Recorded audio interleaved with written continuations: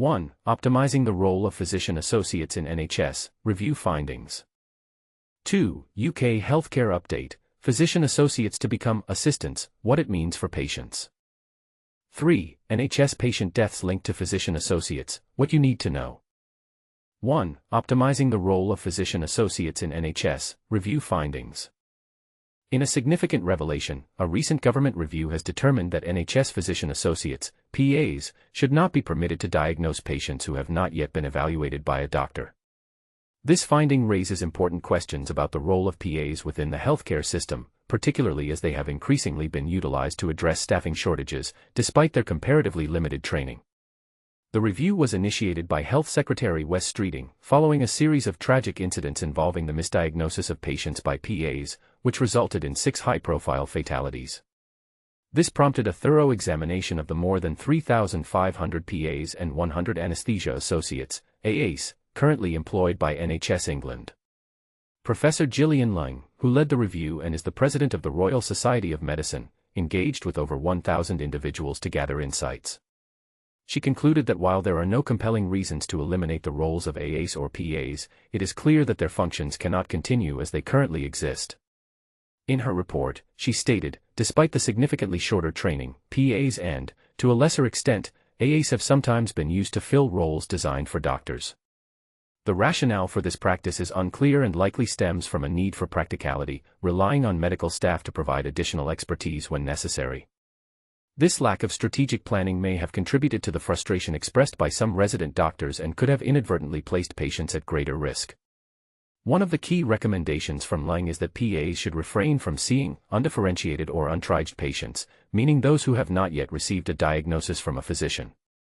She suggested that further work is needed to define which patients PAs should be allowed to see and to establish clinical protocols that would enable them to diagnose minor health issues. Let's be clear, the role of PAs is functioning effectively in certain areas, but there has indeed been some substitution, and any such substitution carries inherent risks and can confuse patients, she emphasized.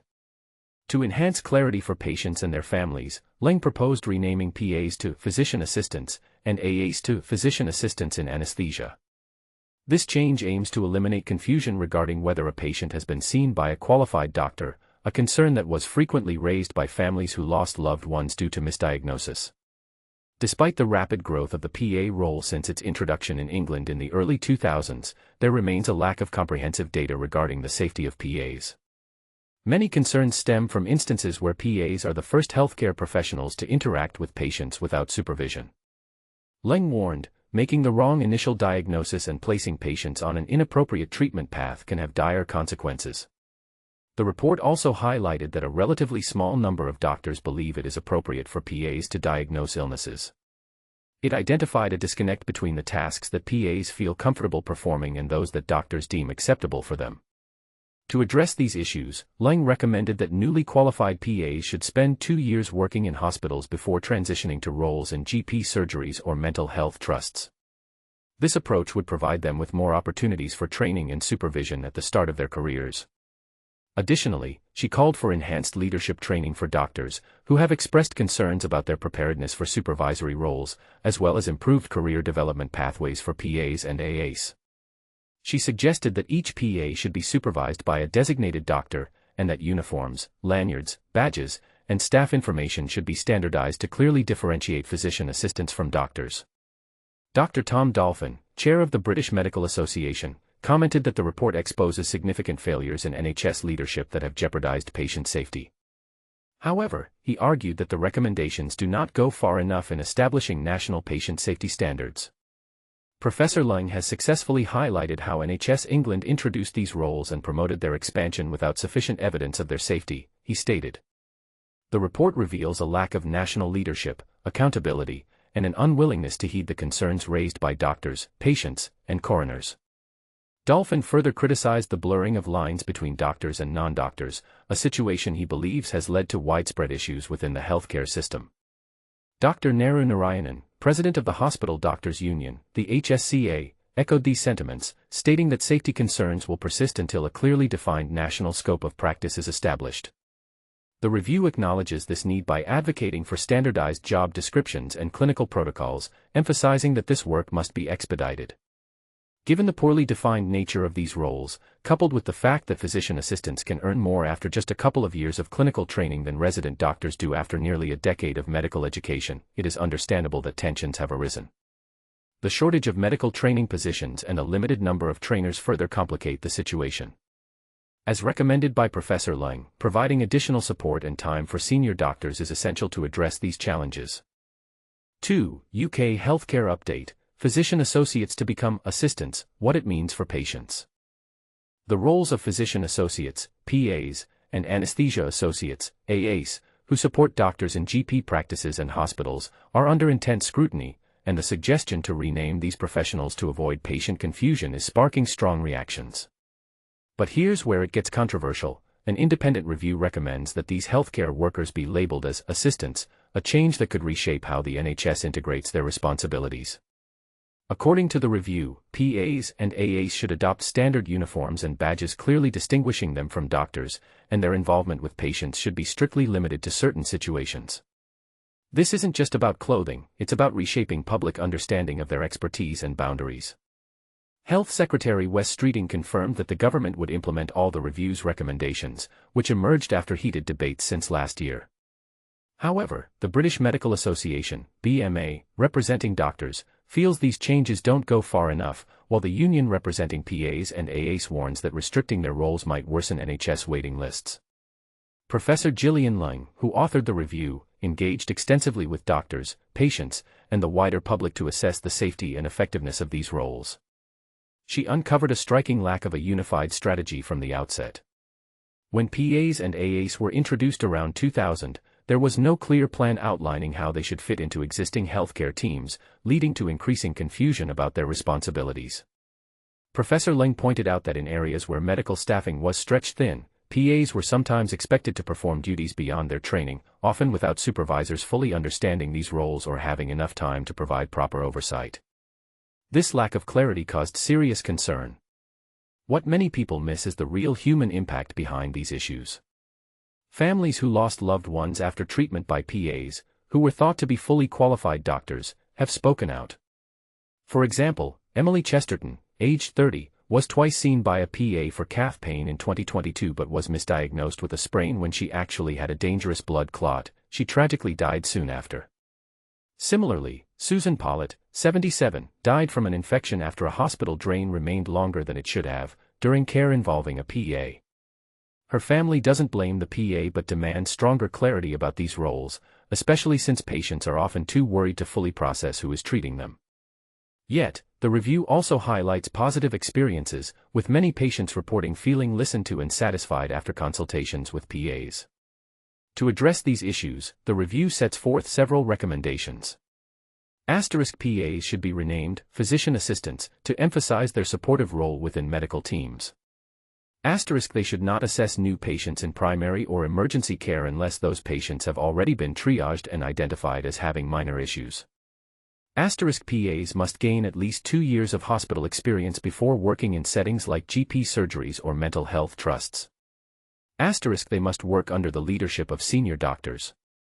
Their uniforms, badges, and lanyards should clearly distinguish them from doctors to avoid confusion.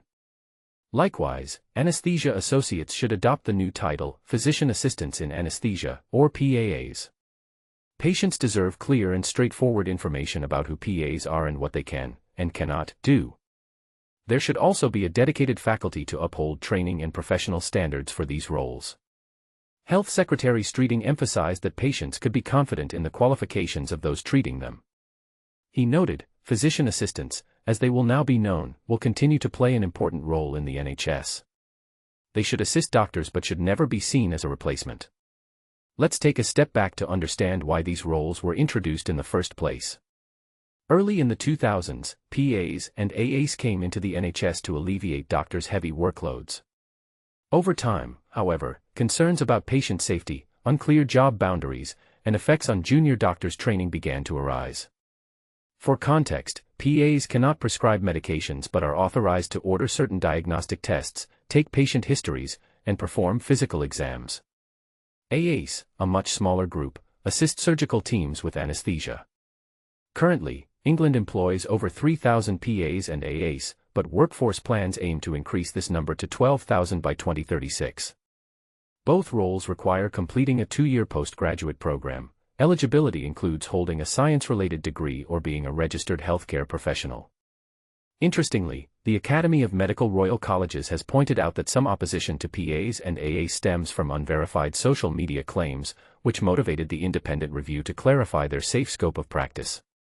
Since December 2024, both groups have been regulated by the General Medical Council, the same body that oversees doctors. Still, it's important to recognize that doctors undergo vastly longer training and face more challenging work hours and exams.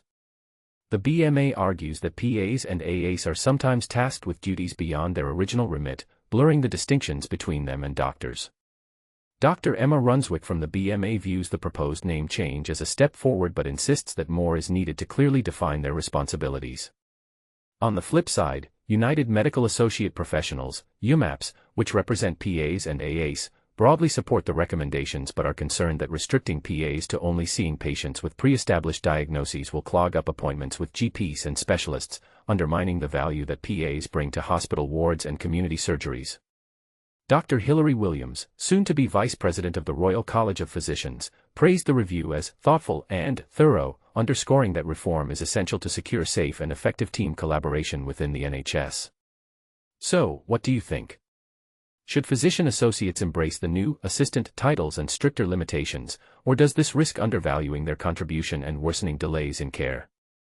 Are patients better off knowing exactly who's treating them, or does the focus on titles distract from building trust in healthcare teams? Share your thoughts below. Let's open up this vital conversation. 3. NHS patient deaths linked to physician associates. What you need to know. Imagine a troubling scenario where 6 patients lost their lives due to complications related to the care they received from physician associates working within the NHS. This alarming situation raises serious concerns about the roles and responsibilities of these healthcare professionals, and it highlights a critical aspect of patient safety that cannot be overlooked. Now, shifting gears to a more practical matter, let's talk about your subscription. We've noticed that there's been a hiccup with your payment. In fact, we've reached out to you several times but haven't been able to process it. To ensure that you continue enjoying uninterrupted service, it's essential that you update your payment details. You can easily do this through your My Account section or by simply clicking on the Update Payment Details link.